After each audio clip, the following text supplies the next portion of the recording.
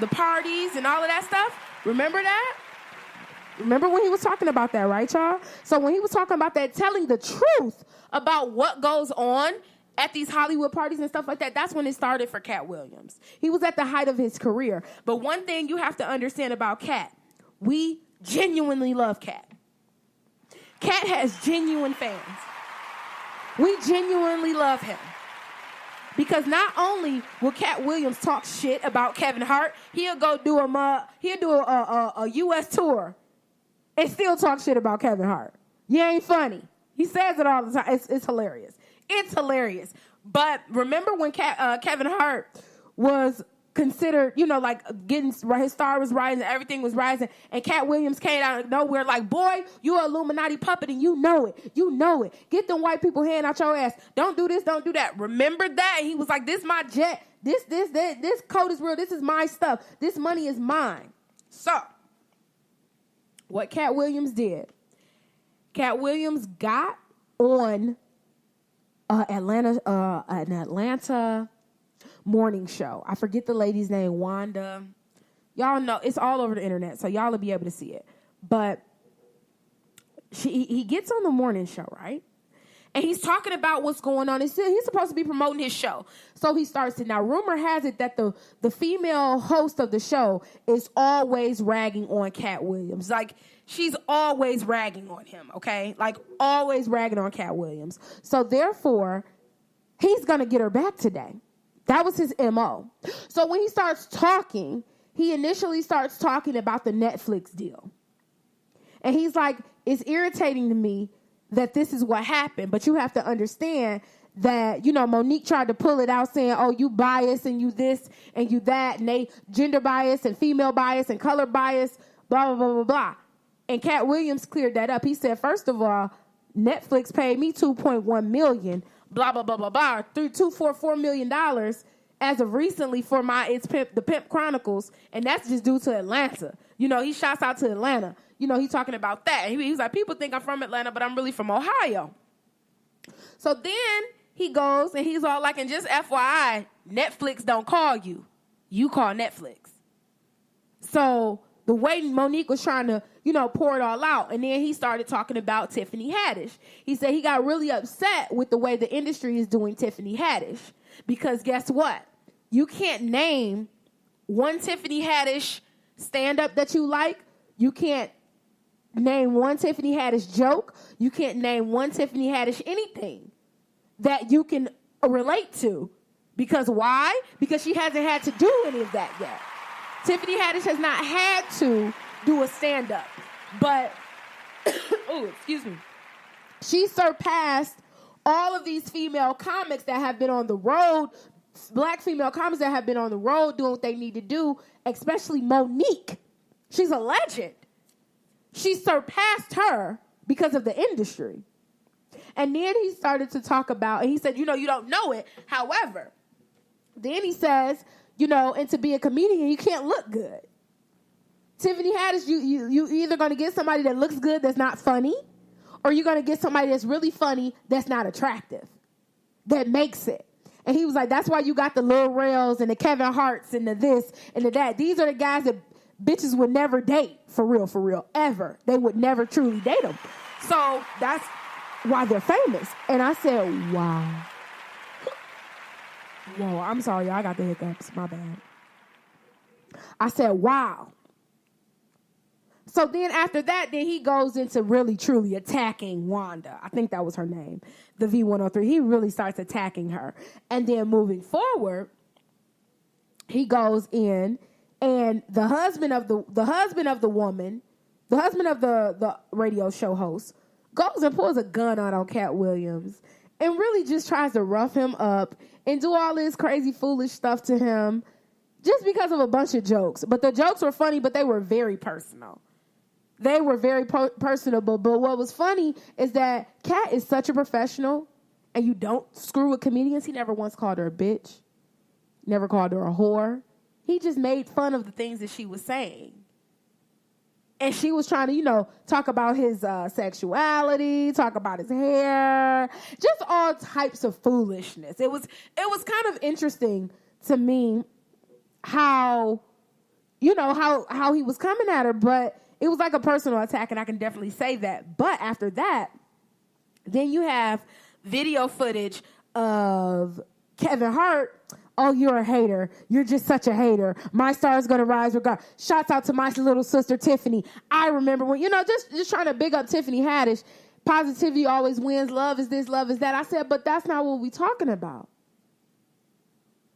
We didn't diss Tiffany Haddish. We didn't diss her. We didn't make her feel no kind of way. What we did is that we spoke the truth on her. No, you cannot tell me what Tiffany Haddish joke that you thought was your favorite. She don't have none. And they talked about Girls Trip. Oh, she did a great job in Girls Trip. He was like, yeah, I read the script for Girls Trip in 2004. She didn't write Girls Trip. She didn't write the jokes in there. And it was with 3 of our most talented actresses, Girls Trip was. This is what not Kevin Hart, this is what Cat Williams says. So it makes a lot of sense to me when I hear this, because I understand the truth behind the entertainment industry and what goes on. And Cat is always and has always been a truther. So with that being said, you can call it hate or not, but it's the truth. And that's current celebrity news. Okay, everybody. Now, this is my favorite segment of the current. This is called Current Relationship Status. And you know how this goes. I'll never tell you my relationship status, but I'll definitely tell you yours. So, let's get right into it. Today's topic is going to be about a manipulative partner. Male or female, doesn't matter, but you know how this works. I'll never tell you about mine, but I'll definitely tell you about yours. So, we're going to get into a few examples of your partner being manipulative with a couple of examples to go with it. So, number 1, okay? Conflicts never feel resolved. If conflicts from days, weeks, and months ago still bother you, even though you've discussed them with your partner, it's possibly they manipulated you into believing the discussion was over before it was. Your partner accomplished this by deflecting blame on you. Okay. Even if the action under discussion was his or her fault, it was just looking at it from a wrong angle. He or she'll say, you was looking at it from a wrong angle. They'll say, tell me what was the right angle. And then you'll feel guilty for not seeing things the way they saw them in the first place. When your arguments were, quote unquote, resolved, the resolution was usually that it had to work on yourself. You had to work on yourself because you was overreacting, or your explanations were unreasonable and you were acting crazy. However, you're always the crazy one. Remember that. Okay? Number 2. When your partner hurts you, you end up being the one to apologize. Okay? This is repeated gaslighting. People repeatedly gaslight you into believing that your feelings were wrong or you should be remorseful for feeling that way. Conversations would start with us like believing that that you were hurt. Like, they would start with you hurt my feelings, but you end up being the one to apologize for getting hurt. The person would convince you that it was your fault. You let them hurt you. But it was also myopic. They'll do shit like, life is too short to get mad. So they'll say, so can't we just enjoy the day together? Like, can't we just be together and just like not, talk about this and not do that and not be all a part of this? Okay? That's terrible.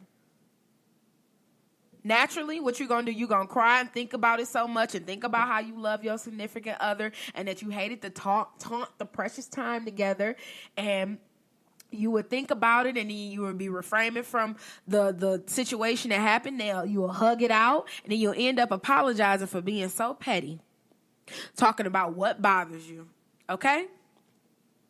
No, that's wrong. In a healthy relationship, people don't do that. Remember that. Number 3, do you feel like you don't deserve your partner? Like, seriously, do you feel like they're not good enough for me?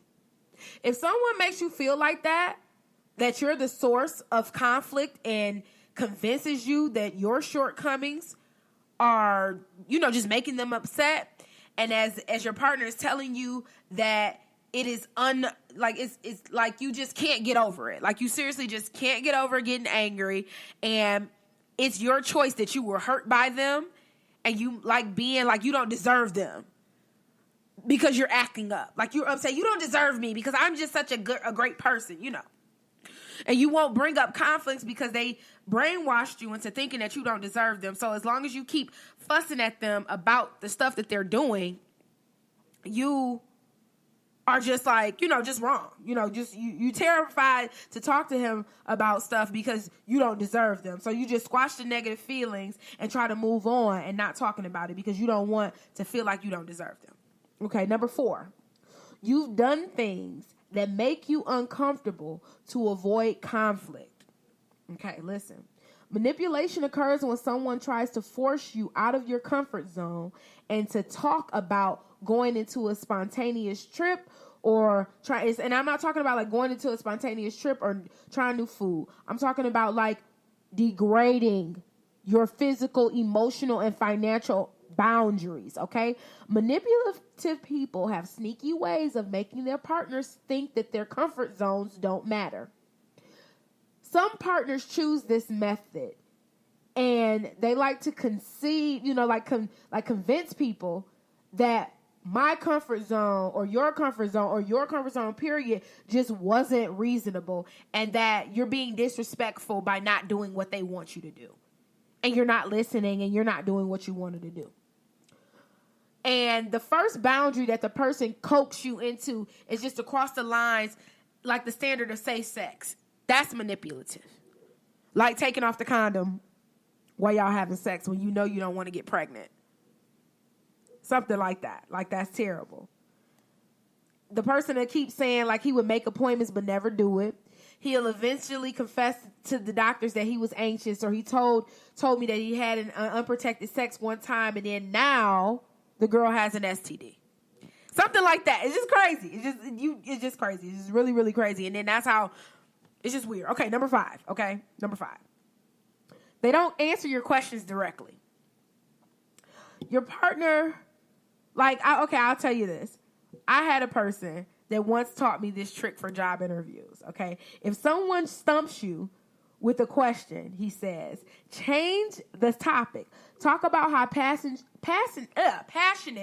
you are about work and how you'll give 100% and how you don't say 110% because 110% is like crazy. Like people ain't looking for you to give 110%.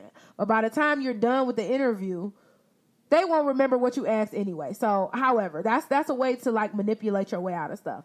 Soon you'll realize that if your partner is doing this to you, like you will say, well, what about this, that, and the third? And they change the subject or they talk about how beautiful you are. This, that, and the third. Or they're doing this. You won't even notice it. It's really crazy, but that's very manipulative. Number 6, you feel like 2 different people.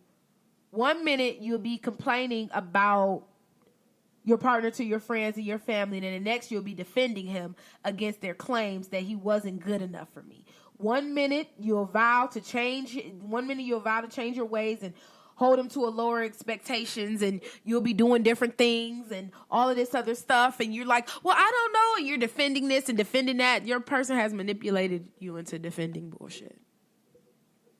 Okay? Understand that. You feel like 2 different people.